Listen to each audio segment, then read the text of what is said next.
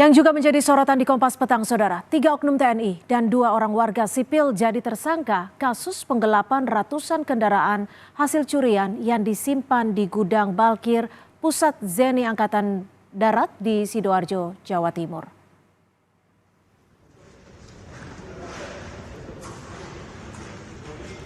Inilah video saat TNI Polri menemukan ratusan unit kendaraan curian yang disimpan di markas TNI AD di Sidoarjo.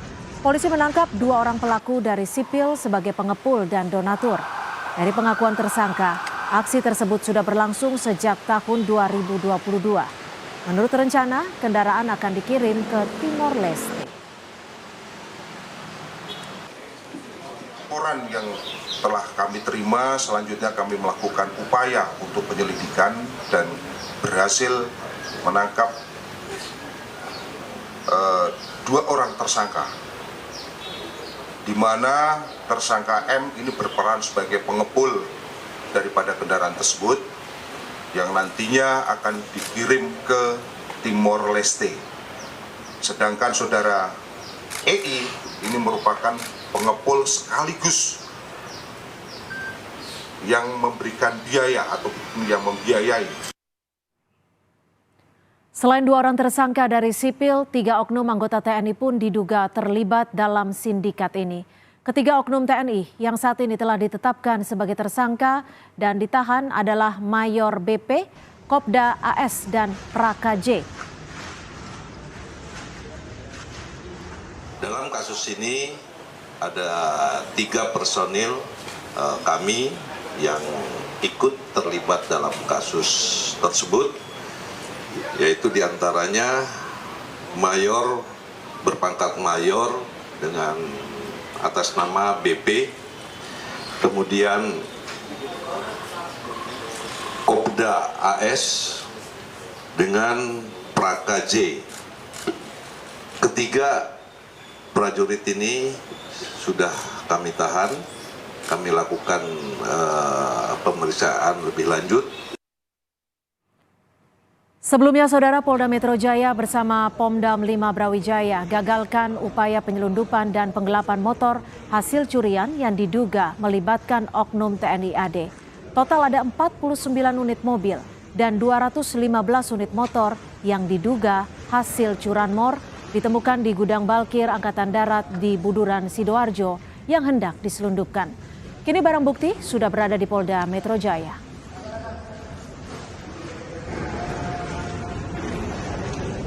Membahas soal temuan ratusan kendaraan curian di markas TNI di Sidoarjo yang melibatkan 3 oknum anggota TNI, kita sudah bersama dengan Kadis Penat Brigjen Kristo Mesianturi. Selamat petang Pak Kadis Penat, terima kasih sudah bergabung bersama kami di Kompas Petang. Baik, selamat sore Mbak.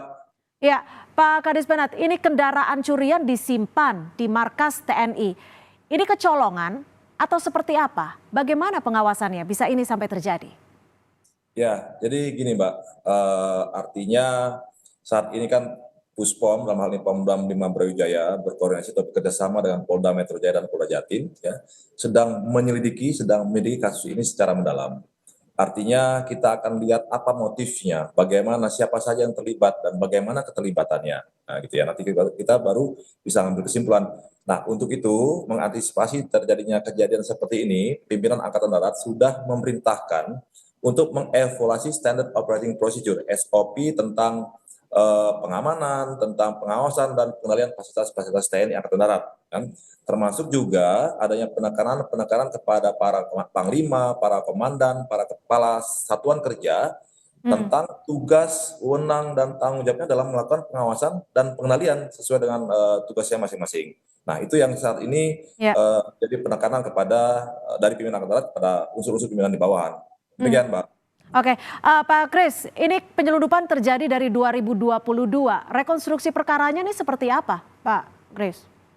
Ya, nanti kita serahkan sepenuhnya kepada penyidik, dalam hal ini Pomdam 5 Brawijaya, yang bekerjasama dengan Polda Metro Jaya dan Polda Jatim, bagaimana keterlibatan anggota atau oknum anggota TNI AD ini dalam kasus penadaan atau curanmor ini, gitu ya. Artinya apa keterlibatannya, bagaimana perannya, kemudian siapa yang dihubungi oleh saudara EI pertama kali adalah Kopda AS, misalnya. Kemudian Kopda AS meminta bantuan kepada Mayor BP yang sebagai pejabat kepala gudang saat ini.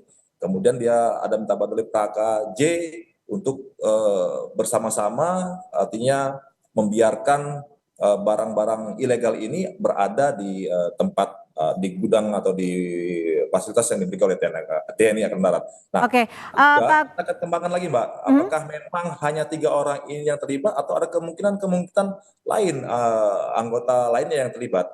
Jadi tidak sampai di sini pengusuran kita, Pak. Inilah untuk komitmen kita untuk penegakan hukum. Kalau peran-peran secara spesifiknya seperti apa nih Pak Christome? Ya, sampai saat ini kan Pomdam masih bekerja, Mbak ya. Nanti kita sampaikan secara detail. Artinya tadi siang pun kita sudah melakukan press conference di Polda Metro Jaya. Kita sudah sampaikan secara terbuka apa saja hasil sementara pengusuran ini. Dan kemudian para tersangka ini sementara sudah ditahan di Mapolda 5 Brawijaya. Demikian, Pak. Oke, Pak Christome, kalau tadi Anda menyebut ini bisa saja berkembang lagi. Dugaan sementara ini apakah akan ada tersangka lain? Apakah dari oknum TNI juga atau dari warga sipil? Ya, kemungkinan itu bisa saja. Artinya pada saat ini juga Pomdam 5 masih minta keterangan saksi-saksi, ada 8 anggota TNI dan juga ada 6 orang atau warga sipil yang diminta keterangan. Nah, dari situ nanti kan kita akan bisa melihat apakah saksi-saksi ini bisa meningkat dari tersangka atau ada tersangka-tersangka lainnya di luar yang sedang kita periksa ini. Demikian, Mbak. Oke, kalau peruntukan gudang yang dimanfaatkan ini tadinya seperti apa Pak Christome? Jadi Good Balkir ini kan di bawah Pusjat ya, Pusat Zeni Angkatan Darat. Good Balkir itu gudang pengembalian akhir. Jadi peralatan-peralatan zeni yang memang sudah selesai dipakai atau tidak digunakan lagi, nah ditaruh di situ, Pak, di tempat itu. Yang bertanggung jawab terhadap gudang ini apakah sudah turut diperiksa? Nah, justru kepala gudangnya itu Mayor BP tadi, itu yang saat ini sedang diperiksa. Dialah kepala gudangnya, artinya si Kopda AS ini meminta bantuan atau melaporkan kepada Mayor BP. Artinya kan kalau Kopda AS ini kan anggota Puspalat, Pusat Pelatihan Angkatan Darat. Nah, sementara Mayor BP ini kepala gudang yang di bawah Pusat Zeni Angkatan Darat. Nah, jadi dia meminta bantuan kepada Mayor BP tadi untuk menaruh barang-barang tadi, Pak, di gudang itu. Gitu. Oke, jika oknum AS sudah ditetapkan sebagai tersangka, lalu apakah atasan dari oknum AS ini juga sudah menjalani pemeriksaan? Ya, nanti kan kita lihat perkembangannya, Mbak. AS ini menghubungi siapa saja. Kemudian Puspom juga sudah meminta bantuan bank juga untuk menutup rekeningnya, melihat adanya proses transaksi dari Kopda AS kepada siapa saja, dari Mayor BP kepada siapa saja. Nah, nanti semua itu akan kita mintai keterangan. Demikian, Mbak. Oke, ada puluhan kendaraan roda 4 dan juga ratusan kendaraan roda 2. Untuk jaringannya ini apakah sudah diketahui berasal dari jaringan satu atau ada banyak jaringan yang turut terlibat? Nah, itulah yang saat ini sedang kita dalami. Ya, artinya Pomdam 5 juga bekerja sama dengan Polda Metro Jaya, Polda Jatim untuk pengembangan ini. Tidak menutup kemungkinan kan kendaraan-kendaraan ini tidak hanya dari satu tempat, Pak. Apakah kendaraan itu hanya dari Surabaya saja atau ada kendaraan misalnya dari kota lain seperti Jakarta, Bandung dan sebagainya. Nah, nanti itu kita lihat hasil pendalaman dan pengembangan dari para penyidik nanti, Pak.